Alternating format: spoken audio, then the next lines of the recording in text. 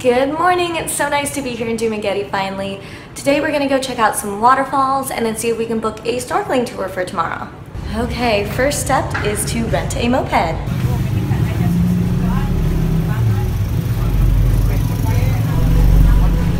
Our first stop of the day is Pulangbato Falls in Valencia. It's a 25-minute drive away from Dumaguete. We missed our turn a couple times, so keep a lookout for a tiny sign on the way.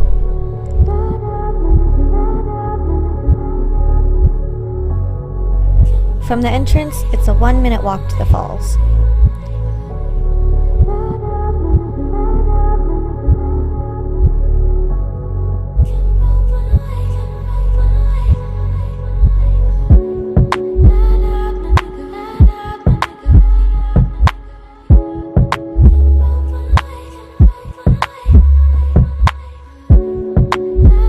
Pulangbato literally means red rock.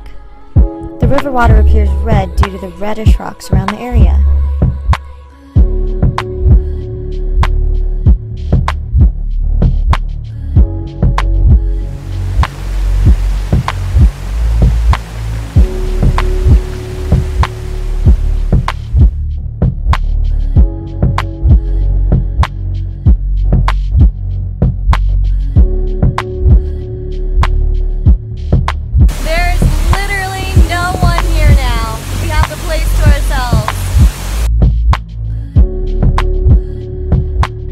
I was surprised at how there was barely anyone there, as it was so beautiful and easy to get to. Our next stop is Casaroro Falls. Although it appears close on the map, the road takes us 35 minutes to get there. Just got here to Casaroro Waterfalls. Well, we actually still have to walk 45 minutes till we reach the base of the waterfall.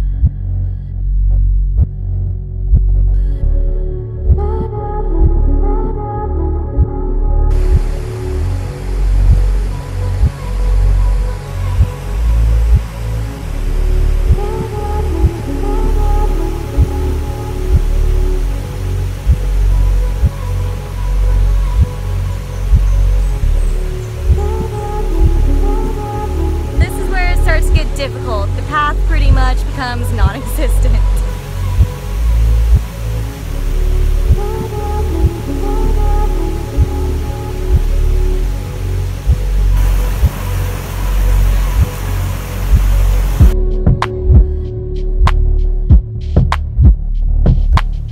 The waterfall stands at 100 feet high and is very narrow compared to other waterfalls. The crystal water plunges into a cold basin, which then flows gently into a stream between the mountains.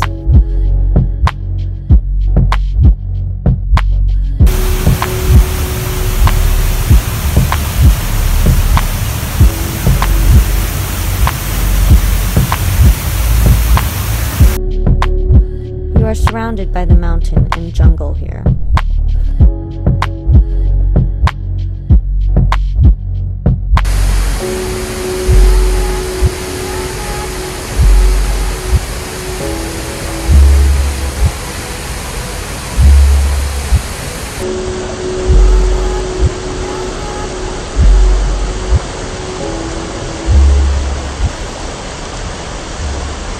That waterfall was really cool. It was a lot bigger than we thought it would be. There were some people when we first got there, which was kind of surprising because this is a lot harder to get to compared to the other waterfall. But after a while, there ended up being no one there and it was just us and the waterfall, and it was really amazing. Make sure to wear shoes that have a lot of traction but you don't mind getting wet. As you can see, there isn't really a path once you get down there. Jake wore flip-flops and was kind of sliding all over the place, but at the same time, I wore tennis shoes. I didn't realize that I would have to get my feet wet. You're gonna end up crossing the river a couple times on your way to the waterfall, so just make sure to be prepared.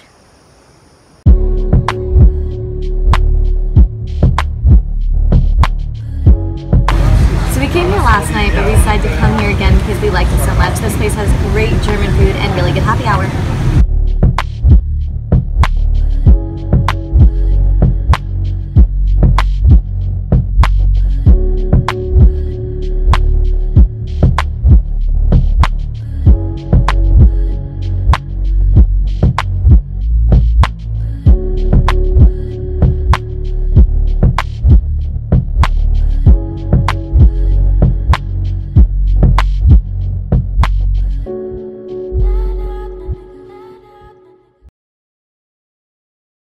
It's 6:30 a.m. and we're about to be picked up for our Apo Island snorkeling tour.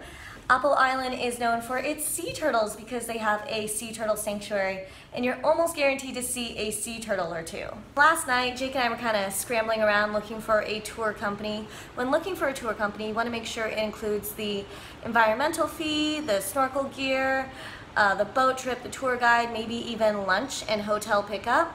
So there are several options we found. The first option we found was to book by private tour, but it was like $4,700 per person for just a group of two.